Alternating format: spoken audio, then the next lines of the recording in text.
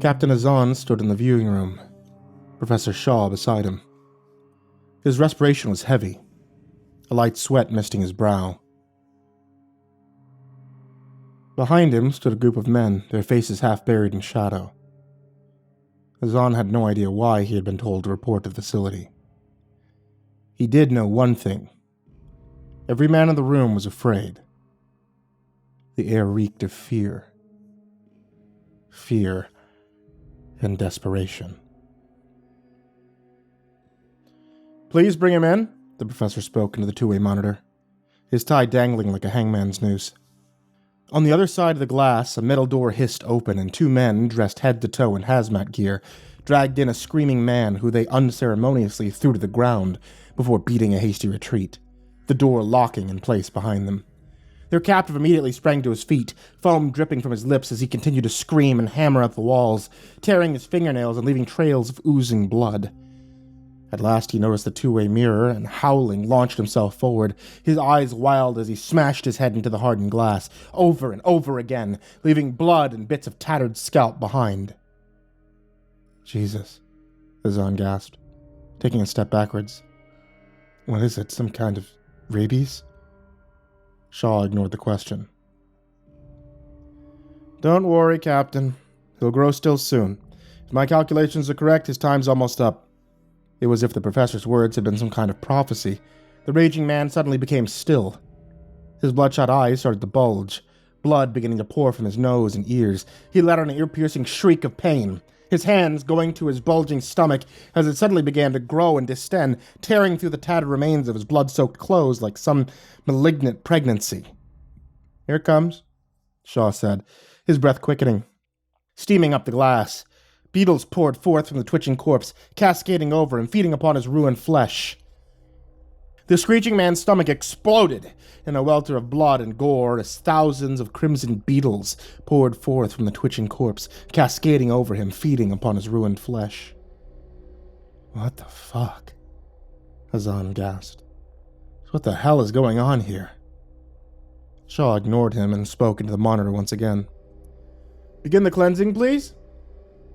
Instantly, the overhead sprinklers shuddered to life.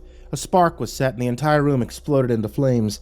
The men behind Shaw began to mutter frantically, gesturing towards their clipboards and comparing notes. Turning towards Azan, Shaw gently took his arm and led him into a nearby conference room. "Be seated, please," he said, turning on a nearby projector. The thing hummed to life, showing a petri dish filled with a coarse reddish-looking sand.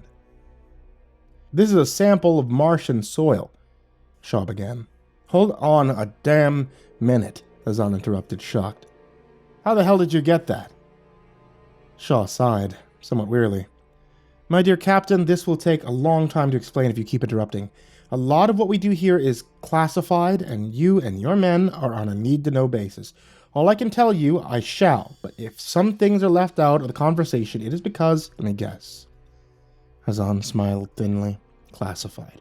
How astute you are, Captain. Now may I please continue?" Sure will, Doc. Go on ahead." Shaw, somewhat mollified, continued.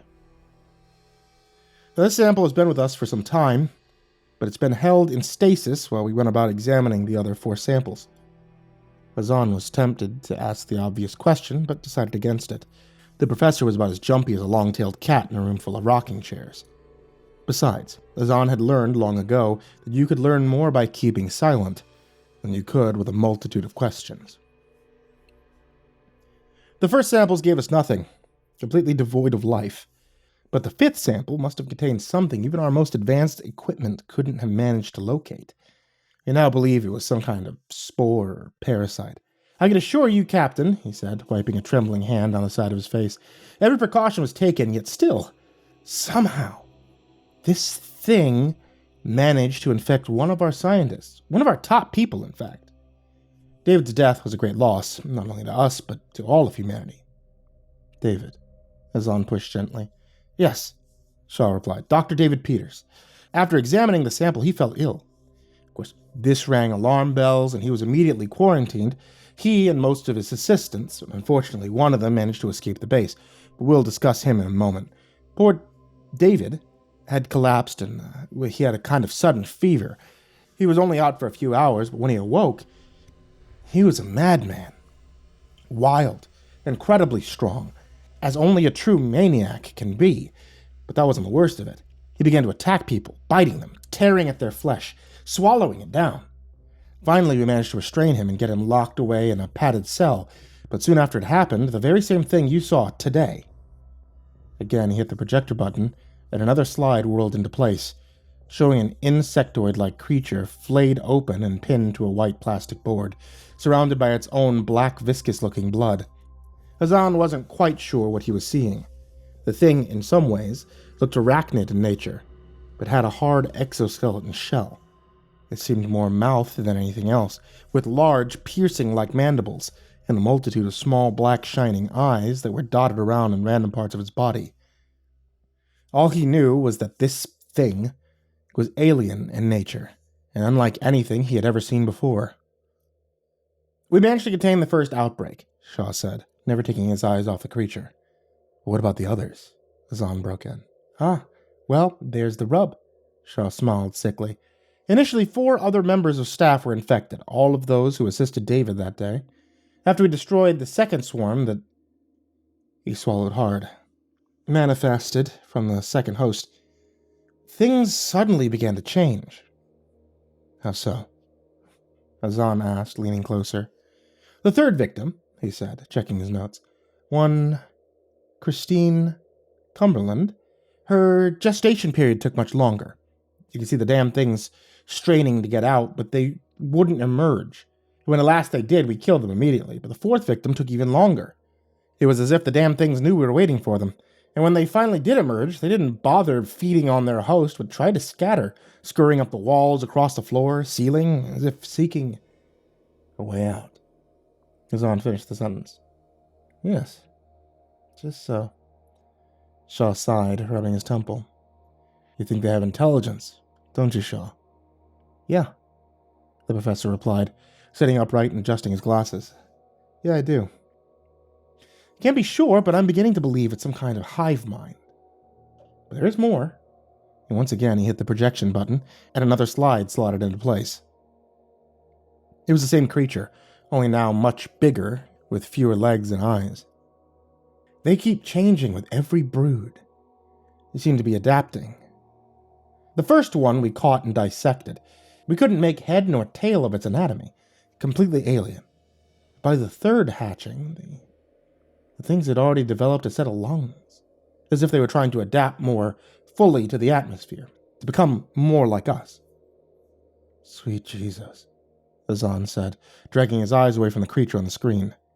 "And you said one of these things, one of the hosts, managed to get off the base?" "Yes, before we knew of the infection," Shaw added quickly. "And do you have him?" "Yes. It was the man you witnessed die in the other room." "Thank God for that," Hazan said, slumping in his chair. "No, you misunderstood, Captain," Shaw replied. "He managed to make it all the way home. And thankfully it's not very far, a small village just a few miles down the road, but the whole village is now quarantined. That's why you and your team have been brought here. You've been assigned to my command by the Ministry of Defense, and I shall be your liaison on the matter." From under his lab coat, he produced a sealed document. Hazan took it and cracked it open, his mouth agape. "You're gonna wipe it out, aren't you? The whole village?" "Not me, Captain. You. You and your men are going to exterminate every man, woman, and child in that place." "And what if they're not infected?" Hazan shot back. "Tell me, Captain. Is that a risk you're willing to take?"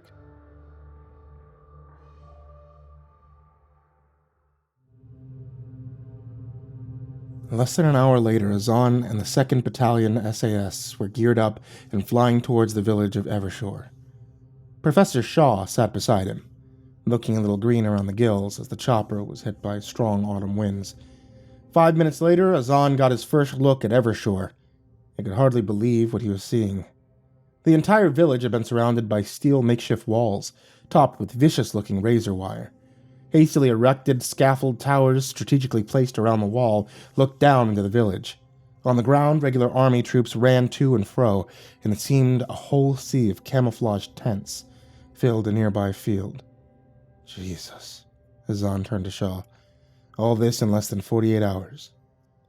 You have the full backing and might of the UK government behind us, Shaw yelled above the whirring rotors as the chopper touched down. Even in all his years in the SAS, Hazan had never seen anything like this. Still, he had a job to do and leapt from the chopper, his men hot on his heels. He was immediately met by a grim-faced man. He wore no rank or insignia, but had the air of a military man all the same. Captain Hazan, I presume, he said, offering up his hand.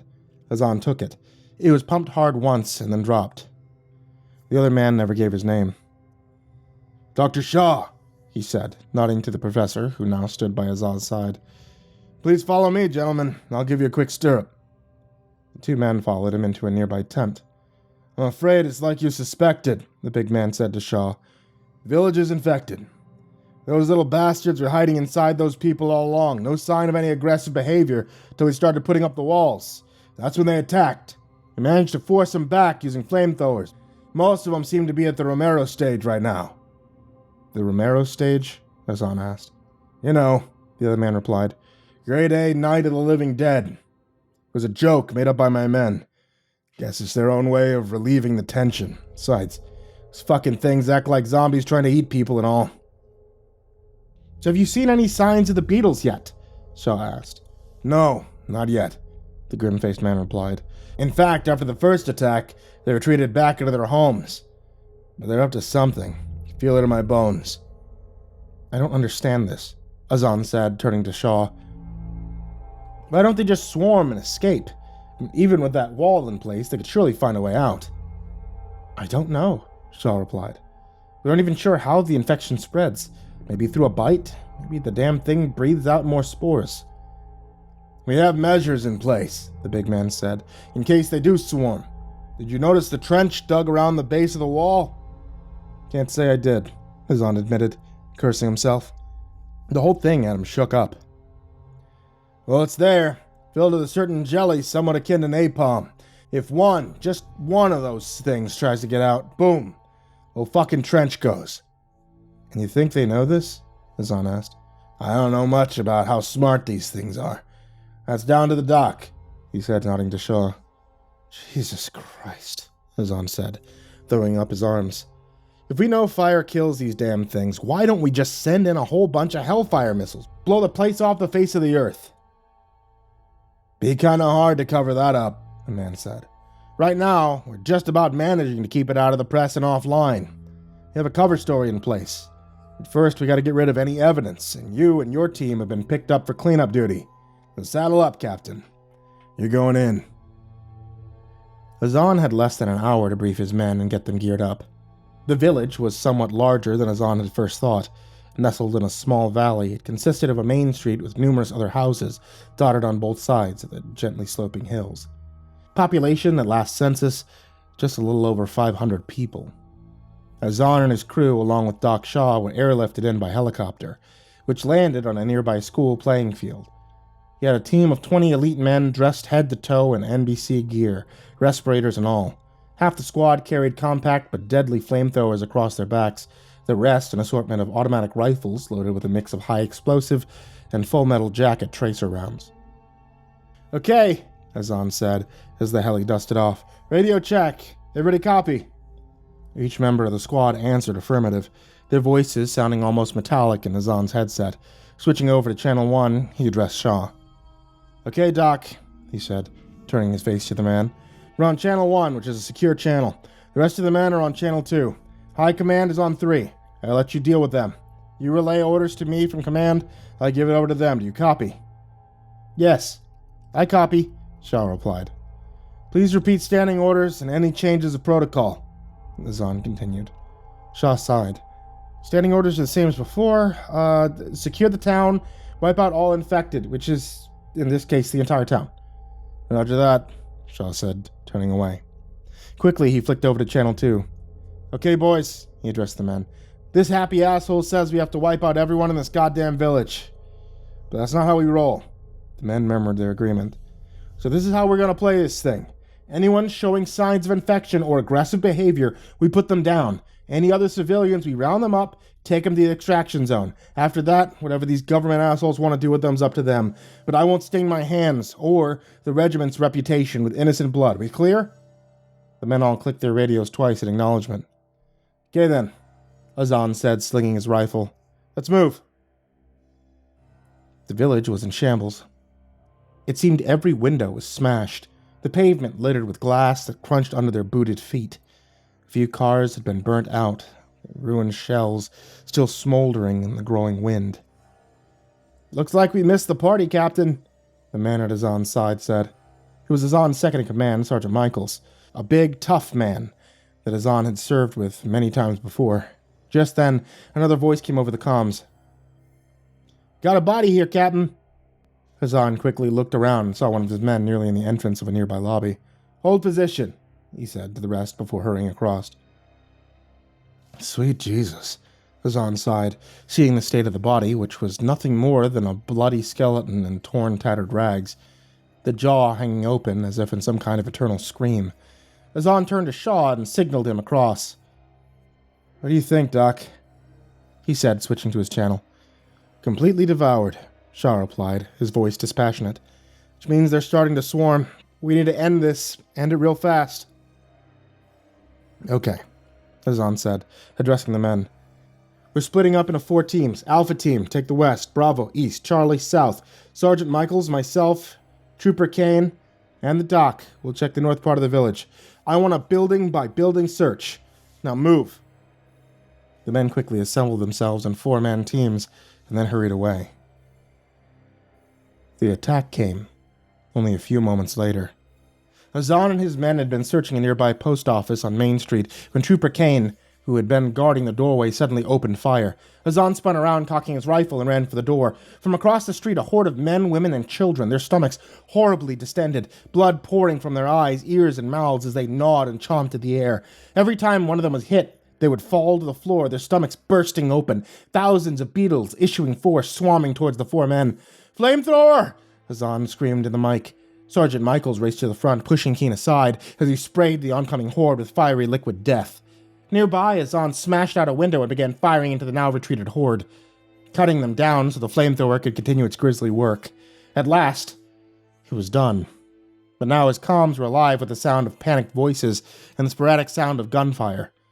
Soon those sounds turned to the screams of anguish and dread. And then, even more terrible, only the sound of a dead silence. "Bravo team, report." "Alpha, come in." Azan cried desperately into the mic, but there was nothing. "Anyone, report." "They're gone, Captain," Michaels said, shaking his head sadly. "They're all gone." From the corner of his eye, Azan saw Shaw suddenly tear his respirator from his face as he began to laugh hysterically. "Doc," Azan said, grabbing the man roughly by the shoulders, "what the hell's wrong with you?" "No orders, I'm afraid," he said, tapping at his earpiece. "Looks like your suggestion to High Command has been taken very seriously. They're going to wipe this place off the face of the earth." "What?" Azan gasped. Why? Isn't it obvious?" Shaw spat at him. "No longer any need for a cover-up. They must have had another outbreak somewhere else. Now this is about cleaning up their goddamn mess. Fuck! How long do we have? We need to get the hell out of here." Again, Shaw laughed. "You don't get it. They won't let us out. They won't risk further infection. It's all about damage control." Suddenly, Shaw pulled his firearm. "I won't go out like that. I'm not going to burn like one of these goddamn things out here. Shaw, no!" Azan screamed, lunging for him, but it was already too late. Shaw put the gun to his head and pulled the trigger, spattering his brains all over the wall, his body hitting the floor like a sack of meat. "Mother of God. What do we do now?" Keen began to babble. Azan ignored him and switched his radio to Channel 3. "Come in, Command. This is Delta Team requesting extraction. I repeat, this is Delta Team requesting immediate extraction." But there was only static. Nothing. Azan cursed, tearing the respirator from his face. "Not a goddamn thing." "So how do we get out?" Keen said, his face white, his voice strained. "With this," Michaels said, not waiting for Azan to reply. From his pack, he took out a block of C4 and a small detonator. Azan began to smile. I don't remember telling you to bring explosives with you, Sergeant. He who dares wins, the sergeant said, returning Azan's grin with one of his own. I think that school we just passed should give us plenty of cover from the assholes on the tower. We should prime it, lay it on the wall, boom, we're out of this shithole. All right, gentlemen, Azan said, leaping to his feet. Grab your shit, we're leaving. Quickly, they made their way back to the school, encountering no infected as they hurried on. Once they got there, they scaled the fence, kept close to the side of the building. It was getting dark now, the shadows growing longer, giving them perfect cover as they turned a corner, the looming walls above them. Look, Keen said, pointing towards one of the skeletal-like towers. It's empty. They must have all left. Which means whatever's coming is coming soon. Work fast, Sergeant, Azan replied. And just then, from behind them came a terrified scream. Azan span around as the scream came again from the nearby window inside the school. Sounds like a kid, Keen said, licking his lips nervously. Yeah, Azan said, yeah. Sergeant, give me that flamethrower. The hell are you talking about? The sergeant replied. You ain't thinking of going in there. No time for debate, Azan snapped at him. Give me the flamethrower, Sergeant. That's an order. The sergeant did as he bid. Azan quickly strapped it on. Blow that wall, Sergeant. Get the hell out of here. That said, he turned from the other man and boosted himself through the window, landing heavily inside. He was in a long corridor, classrooms on either side of him. Everywhere he looked, it seemed like strange shadows, scrawling and undulating across the walls, the air heavy with the scent of his own fear. He was just rounding a corner when one of the infected leapt from the shadows, spattering him with hot, diseased foam as it chomped and lunged for his throat. With a cry, Azan managed to get an arm up under its chin, forcing the creature backwards. His free hand scrambled for his knife, which he drew from its sheath and thrust it again and again into the creature's side. Blood erupted from its mouth, spattering the inside of Azan's neck and face. The hot smell of copper filled the air. With one last Herculean effort, he shoved the creature backwards, freeing himself from its terrible embrace, before thrusting the knife deep into the howling creature's eye socket, obliterating the diseased mind within. Another scream rang out, this one even more desperate. Azan, fighting off exhaustion, came on the run, checking each classroom frantically until at last he came upon her. A little girl sat huddled on top of a high metal cabinet, the floor around her swarming with crimson beetles. The girl saw him, her eyes widening in surprise, but Azan ignored her and opened up on the squirming mass, screaming in fear and outrage as he burned the writhing horde. At last they lay still, and Azan leapt across the dying flames, scooping up the little girl in his arms as he ran from the classroom and down the shadow-shrouded halls. Moments later there came an explosion, and Azan smiled, knowing his men had escaped. They were at the window now, the terrified girl sobbing in his arms. Easy, easy, he said, helping her through the window and following after. He was just about to grab her up when the whole world exploded behind with a deafening roar. It scooped him up, a hot fist ramming into his back, throwing him forward through the hole in the wall and smashing him into the ground. There was a sudden pain like nothing he'd ever known, and he passed into oblivion. He awoke sometime later, covered in dust and bits of loose rubble. His skin tight and tender. He tried to sit up, but was only able to move his head from side to side. That's when he saw them. What was left of them, anyway. Trooper Keene and Sergeant Michaels, both of them no more than bloody skeletons, the flesh ripped from their bones. Only the tattered remains of their uniforms identifying who they had once been. And just then a face loomed above him. It was the little girl that he had rescued, seemingly untouched by the terrible explosion. She grinned down at him, her mouth growing impossibly wide, her eyes black and soulless. This world is ours now, she crooned, and Professor Shaw's words blazed across Azan's mind. With every spawning, they change, adapt. It's like they're becoming more like us. So fresh, the thing above him tittered. This world, so full of life, so much to consume, so much to devour. She was changing now, beginning to writhe and twist until her entire body collapsed into 1,000 squirming beetles. They swarmed over Azan, tearing at his flesh as he howled into the night. A death cry, though it signaled the end of all civilization.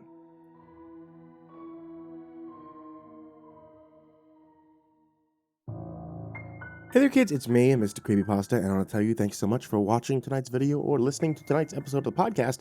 Before I tell you all good night, I just want to remind you that there is tea available. It hasn't been available for quite a while, but now my wife's tea shop, the Ivory Monocle Tea, has become available once again. If you guys have been missing out on tea, or if you've missed out over the holidays, over these crazy months for me and my family, well, now's your time to get more tea. Head over to etsy.com/shop/Ivory Monocle Tea, and you can get your hands on tea from my wife. It's perfect if you guys happen to be living through this winter storm. It's freezing outside, all the trees are frozen over with ice for me, so tea is wonderful this time of year. And hopefully it's wonderful for you once the allergies get started. And as always, I would love to give a big thank you to everyone who's supporting me over on Patreon. You guys are the real MVPs. You guys keep things going, especially while things have been nuts for me over the past couple of months, and things have been getting crazier and crazier as time goes on. You guys are the ones who are keeping me sane, and I mean that with all sincerity, that you guys have helped me immensely. So, in my personal life and my professional life, I want to give a very big thank you to Jordan Alexander Sanchez, Jakob Fenske, Burnett, Kraus, LaQueda, Canizales, MrCreepyPasta, PebisPleaser, Canis, Joseph Calarrudo, BuddhaBee, Dante, Kinkade, Foxhound 803, Mephistopheles, CursepoxPrimarch, Bastion, Beefcake, Jeff the Killer's Cultist, Love You M, INSANITYGamerX, Jesus Cornejo, Yarghoul, MrCreepyPasta, Kearns, himbojerry, SamaHigh, Crusader Jakob, Adamarius, Captain Scurvy, Escadine, Braden Morris, Nate Cull, Our Minsect Time, Angelus, Seclude, That Creepy Chick, Red Shadowcat, Xavier and Cheyenne, 6 Gay Rats in a Trench Coat, Turtleman, Cryolinian, Lord Life's Best, Goring Trimagazine, Mr. Marcus Blitz, Michael Limchock, Dirt Diver 030, Matt Bach, Voice of Sand, Shelly J, Ficamel, Deleted Account, Melted Lake, Tully Sue, William King, Sashi Suzaku, Stricken, Freddy Krueger, Happy Birthday Jason Wilson, Lisa Cottrell, Caspian, Hades Nephew, Tater Chip, Acid System, Mog, Kiri the Sloth, Fester's Lampshade, Nico Kaya, The Ginger Bros, and Stormcrow, Daniel Polson, and Corey Kenshin. To everyone on this list, everyone in the description, and of course anyone who could support even just $1, thank you all so much for making my life significantly easier with this. And if you guys would like to be able to join any of the names that you see here or down there or anything at all, head over to patreon.com/MrCreepyPasta. And with that, I wish you all a very, very pleasant night and sweet dreams.